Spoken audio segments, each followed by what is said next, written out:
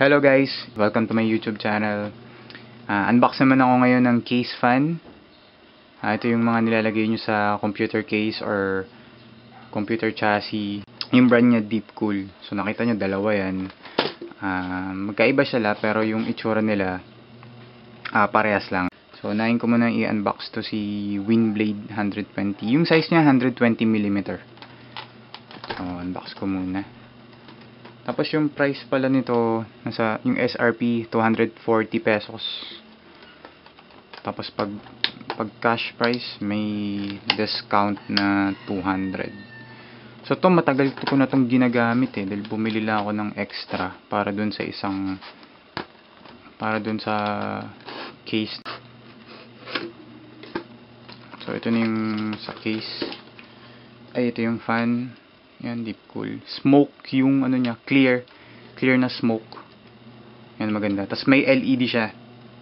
Kulay blue. So, 4 yan dito. 4 yung LED. Mamaya, papakita ko sa inyo pag, yung light niya, sasaksak ko sa power supply. Tapos, may kasama siyang 4 na screws para dun sa, ikakabit nyo dun sa case. Yan, 4.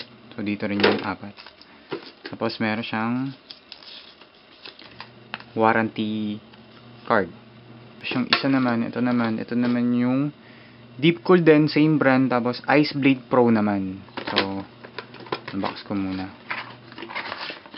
Ayan, nakita nyo parehas lang. Ayan, yun yung kasama sa box nya. Ayan ang kasama. So, ito yung splitter. Kakabitan nyo ng dalawa. Ayan. Kabit nyo to. Ay, kakabit nyo po sa, ito kinakabit sa system. Sa motherboard, yung pag may nakita kayo sa motherboard na chassis fan or yung sys fan, SYS fan or yung chassis fan, yun, check nyo na lang yung motherboard nyo so nilalagay. Tapos yung PWM or yung CPU fan, dun kinakabit to. Tapos ito, yan, compare natin, yun, same lang, parehas lang ng design, parehas lang ng smoke na tapos ang pinagkaiba lang nila yung cable. Ito, yung pin pala. Ito, PWM pin. Tapos ito naman, meron siyang yung sa 4 pin tsaka yung 3 pin. Ito, pang case lang talaga to. Ito, pang case lang. Ito ginagamit sa yung intake ng dun sa chassis fan nyo or case fan. Tapos, dun sa rear exhaust. Diba sa meron siyang 120mm na mount. Yun, ito yun. Ito yung ikabit. Tapos ito naman, kinakabit sa mga CPU heatsink. Kasi ito yung kinakabit yung PWM. Yan. Doon sa may CPU. Ito, kinakabit siya. Pwede rin, ito. Tapos yung pinagkaiba pala nila yung CFM. Yung airflow. Mas malakas ata to. Ang nakalagay dito, check natin yung box. Kasi yung 60 CFM yung airflow. Ito ata nasa 50 lang ata plus. 53 or 55. Hindi ako sure. Nasa 55 lang ata to. Ayan. Bigyan ko kayo na idea kung ano yung mga size ng mga para may size comparison at na case fans. Normally nalalagay yan sa mga generic na fan. Yan, nakikita nyo. Yun yung mga size. Yan. 80mm. Tapos ito naman is 92mm or 90mm. Yan. Test natin yung LED. Para yung sa dalawa. Dali lang, kakabit ko lang. Tapos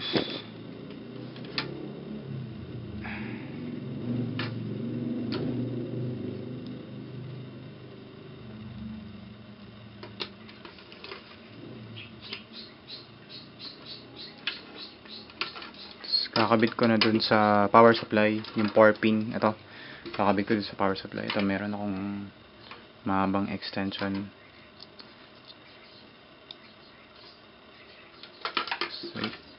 Switch ko lang yung power supply.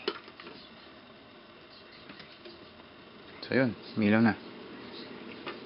Ayan, nakita niya, patayin ko lang yung switch nito. Ayan, medyo dim natin. Yan, ganyan siya kalakas. Ito yung PWM, mas malakas. 60 yung flow. Ayan. Mas malakas yung hangin. 60 CFM. compare dito sa 54 ata to or 50.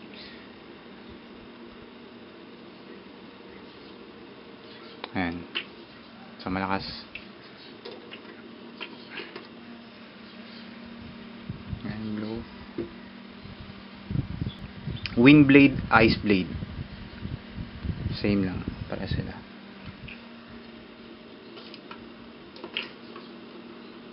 So ngayon naman ikakabit ko tong wind blade dun sa rear exhaust ng case. Yan, 120mm. Yan, kasyang-kasya sakto. Yung case na pagkakabitan ko, ito spike, Cougar spike. Yan, meron siyang 120mm matte ATX na case to. Yan, pakita ko sa inyo. Ayan o, Cougar na spike. Ako sa kakabit. So, kakabit ko muna to.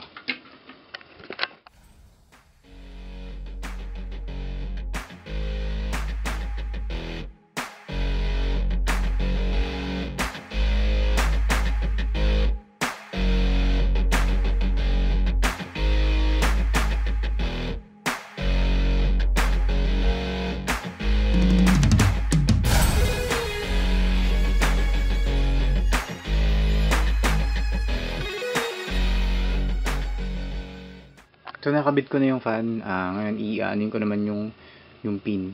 Pwedeng dalawa, pwede nyo ikabit dito sa may 4-pin Molex. Kaso ito malayo. Parang nakaganon, nakaharang yung wire yung dito niya. So bali ikakabit ko na lang dun sa may motherboard. Yun yung kanina yung sa chassis fan. So nalocate ko muna. Kaya paano hanapin? Check nyo na lang yung motherboard, yung manual nyo. Yun sa akin nahanap ko na yung 3-pin dun sa may baba. Nandun ko siya ikakabit.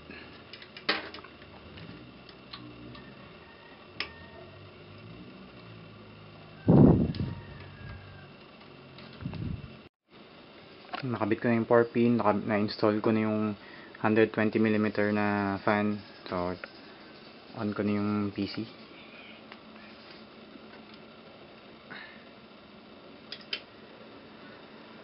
So, yun. Yan, ganyan siya kaganda pag nakakabit. Medyo maingay yung fan ng CPU. Heatsink. Yan, pwede nyo ikabit kung meron lang 120mm na mount yung case nyo. So ito, meron nakakabit dyan 120mm din. Ayan, case na Cougar Spike. Nag-unbox ako nito. Check na lang dun sa video ko. Tapos yan. So that's it, Pansit. Thank you for watching. Kung may questions kayo, comment lang kayo. Tapos pag di pa nakapag-subscribe, subscribe na lang kayo. So, kita-kits na lang sa next video ko. Bye!